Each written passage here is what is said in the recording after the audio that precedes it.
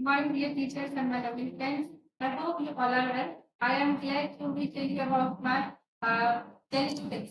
I wake up at 5 o'clock in the morning, and after waking up, I do brush. I complete my exercise.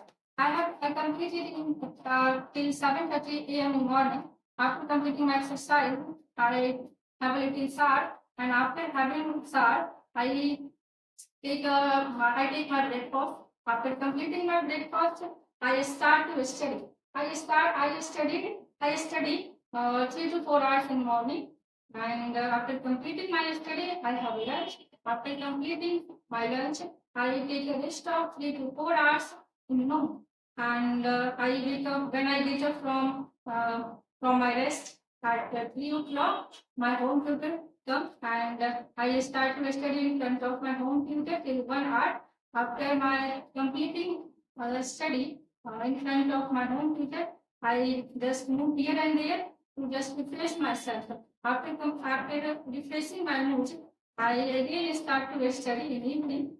And during this time, I complete my home tutor homework. And I complete home tutor homework till around 10 p.m. night. And after completing my all over study, I take my dinner and direct go to the job. Thank you.